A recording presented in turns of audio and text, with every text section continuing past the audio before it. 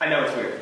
I know it's weird. It's one of the weirdest requests I think you've ever made. Please sit down, Daniels, and we'll talk about this. It's not technically in your job description. This is a place of business. I don't really feel comfortable with what... All right. Okay, well... We've been friends for a long time. I think I owe you this much. All right. Right, okay. So you know I was promoted to boss last week, manager of the branch. Manager of the entire branch. Yeah, and I'm trying to like establish myself as like a cool leader, but at the same time like a leader.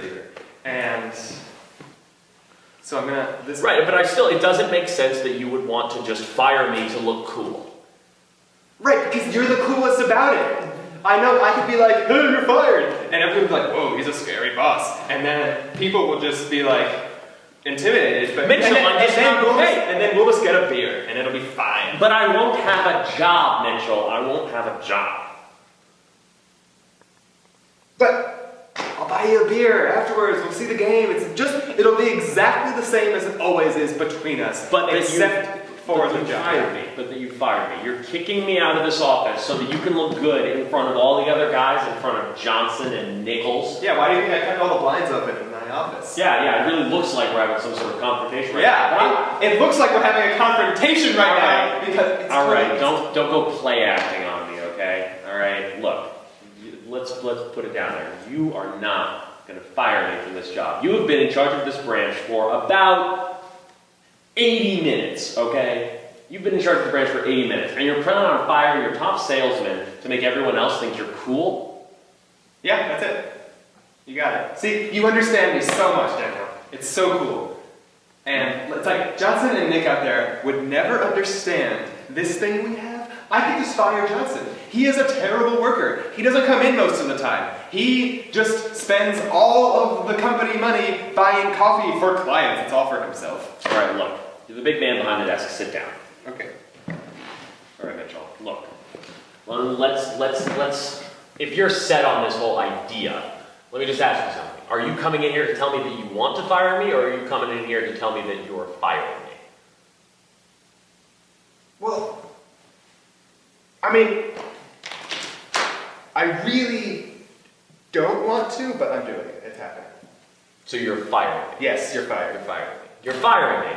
You're firing me from this job for absolutely no reason. I have been one of your best salesmen. I am the guy who runs the frickin', fantasy hockey league that we've been doing for the last 3 weeks. And that can stay exactly the same. I made that Cinco de Mayo party happen, all right? That didn't just appear. Those sombreros didn't just come here. I made that happen, man. I am the cool guy in the office, and if you're going to get rid of the cool guy in the office, then Johnson and Nick are going to freak the hell out. You think that anybody other than me could come up with the nickname of Nichols? It was me, man. I came up with that shit. I am the heart and soul of this office, and if you try to... Johnson, just keep walking. Just keep walking, all right?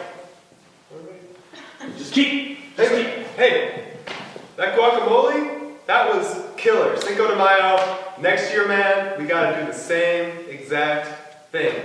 You keep them around, all right?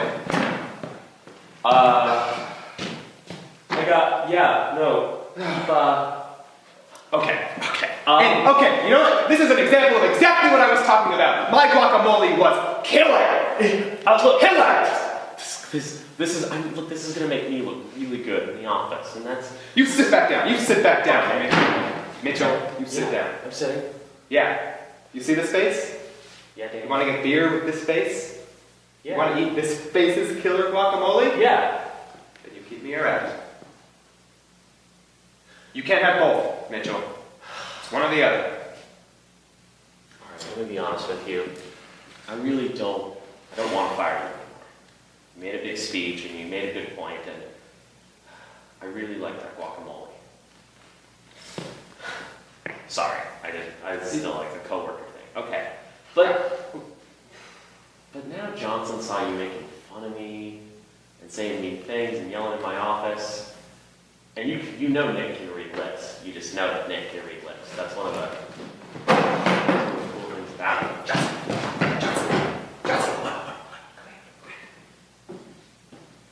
Just come over here. Okay, so Daniel made a really big pinata, and Mitchell says it's too big. So they're fighting because of the size of the piñata. I mean, I think that it looks to me like Daniels is getting fired. Oh, that's totally what's happening. That's totally what's happening. I just said, okay, I mean, you're the one who can read lips, so I didn't want to just... Absolutely, just look. So sign the papers. No, keep me on. Sign the papers. Keep me on. I will not go quietly. I will not go quietly. I will make a mess of this entire office. I will just rip down the frickin' Spirit of Summer decorations that everyone's been putting up for this frickin' holiday that Hallmark just invented. By the way, it's an invented holiday, but I was still on board with it because I believed in this office, man. When Dr. Todd left from this high position, I all thought we were going into anarchy. And then I found that my best friend Mitchell is now in charge of the whole branch, so I should be excited about that, right? But no. Oh, we got these papers, and you're sending me out the door. Well, you know what? You can take your papers, and you can just frickin'... You think we're best friends? I thought we were best friends. Now I'm just... Wait, Daniel! What could it possibly be?